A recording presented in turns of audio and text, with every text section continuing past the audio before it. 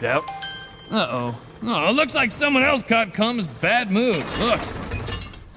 Our next story is Franklin's Bad Day, written by Paulette Bourgeois and illustrated by Brenda Clark.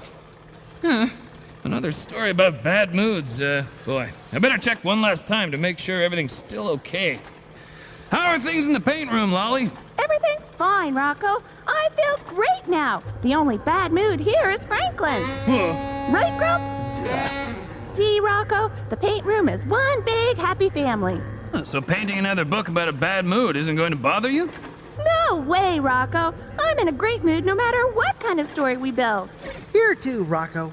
I'm happy that Lolly's happy, and that means that everybody's happy. Right, Grump?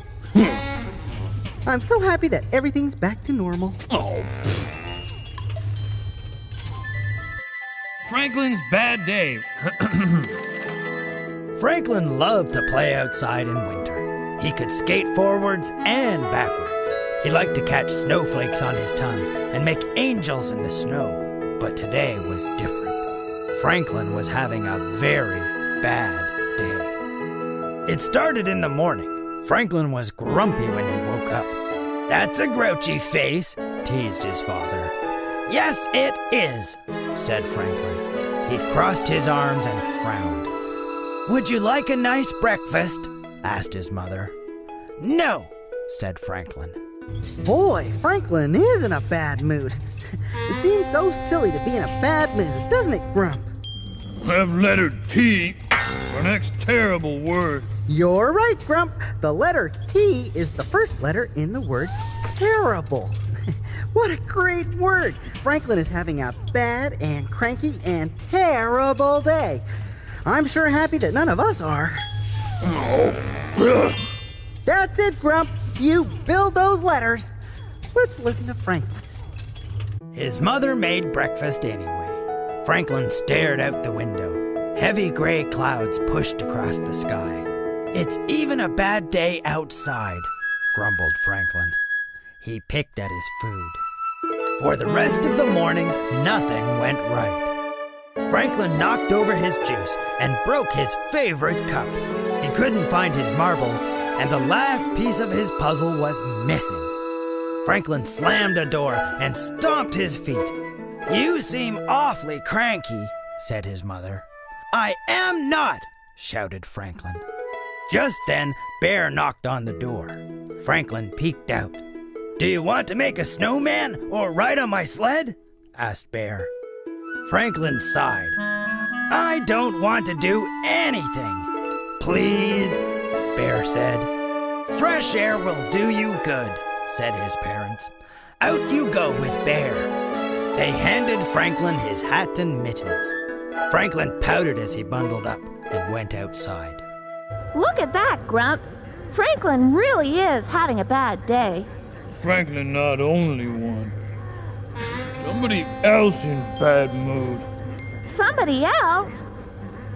Do you know who else besides Franklin is having a bad day? The two friends walked along the path near Otter's house. "Let's ask Otter to come," said Bear. Franklin gave Bear a puzzled look. "Oh, I forgot," said Bear sadly. "Otter moved away yesterday."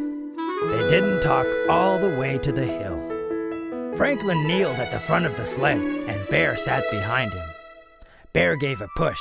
"Let's go!" he shouted. The sled glided halfway down the slope, and then it stopped. They had landed on a bear patch. "Oh no!" wailed Franklin. "What a terrible day!" Oh dear! Why doesn't Bear see that Franklin is sad about Otter moving away, not about the sled? Maybe Beaver will notice. Let's watch. The hill was no fun, so Beaver suggested they go to the pond. When they arrived, the pond was roped off. "No skating today," warned Mr. Mole. "The ice is thin." Franklin lost his temper. "This is my worstest day ever." "There's no such word as worstest," said Beaver. "There is for me," said Franklin. "I'm leaving." Franklin stormed home. He threw his skates and his slushy, mushy mittens on the floor. "Please pick up your things," said his mother. "No!" he yelled. Oh, hey, Grump. Do you know what this letter N is for? No.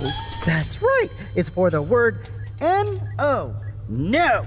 Franklin is really angry, so no is his answer for everything. Ready to build more words, Grump? No. Oh, that's the spirit, Grump. You keep up the good work. No, Grump say no! Why nobody listen to Grump? No, no, no! Nobody ever care how Grump feel. Nobody pay any attention to Grump. Maybe nobody care about Grump. Maybe Grump just go away. Franklin was sent to his room. Franklin was so furious that he kicked his castle. His father came running when he heard the crash. "What's going on in here?" Franklin lay on the floor and cried. "Don't worry," said his father. "You can build the castle again." "But I made that castle with Otter, and she's not here anymore," sobbed Franklin. "Oh, now I understand," said Franklin's father. "You're mad and sad because your friend moved away." Franklin nodded. "And you miss her a lot," his father said. "Yes," agreed Franklin in a small voice. They hugged each other for a long time. Finally! Oh, what's that, Lolly? Franklin's father finally figured out why Franklin is so sad and angry. Yeah, nobody else seemed to notice. I'd be sad too if my best friend moved away. Poor Franklin. Oh, hey, Grump. If my friends were sad, I'd sure notice. Let's get back to the story, Rocco. I can't wait to find out what happens. Let's see now, where were we? Oh, yes! Franklin was sad about his friend Otter leaving. "Otter and I did lots of things together," said Franklin. "Now we can't." "You can still be friends," said Franklin's father. "You can share your feelings by calling or writing." Franklin thought for a moment. "Do we have a big envelope and some stamps?" he asked. Hey! I can't find Grump. Wally! Have you seen Grump? Gee, I haven't seen him in a while. I wonder where he could be. Rocco! Rocco! Rocco! Rocco, we can't find Grump anywhere. Yeah, he just poof, disappeared. Well, can you think of any reason Grump might have gone away? No, we were having a great time building the words. He's a great word builder. And Grump loves painting the pictures. He's really good at it. Well, have you told him that lately? What do you mean, Rocco? Well, maybe got tired of waiting. I mean, have you told Grump how much he means to you? Well, Don't you think it's about time? Franklin spent the rest of the day making a scrapbook for Otter. He filled it with pictures and drawings of the two friends together. Near the back, Franklin put a dozen envelopes. He printed his address on each one. On the last page, he wrote, "Please write to me. Then we can stay friends forever." As he walked to the mailbox, Franklin felt better. Snow was falling, and it was getting cold enough for the pond to freeze. Franklin had a feeling that tomorrow would be a good day.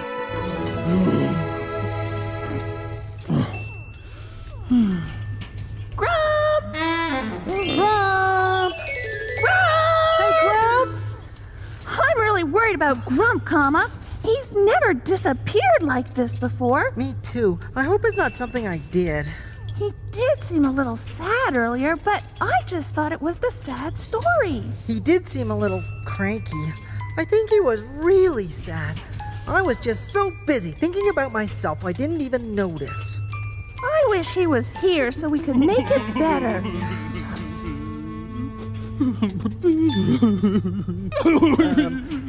I sure do miss my best friend, Grump. Yes, I miss him too. The pictures aren't the same without him. And the words, too. If only Grump were here, I would tell him that he is the best friend a Biddle could ever have. And I would tell him that he makes me happy, no matter how grumpy he might be. I miss him. Oh, I miss you too. Oh, Grump's sorry, Grumpy. Grump's sorry, go away. Grump never want to leave Grump's best friends again. Oh, Grump never let you go. Never, never, never. Hear that, Lolly? Never. Good to have you back, Grump.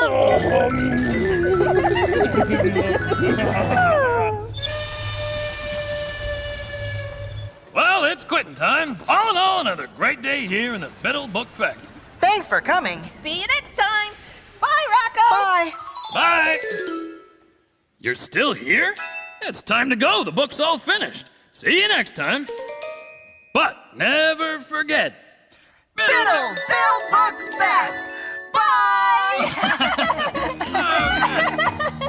We're the Biddles. We're quite little. We have backs and fronts and middles. We love stories.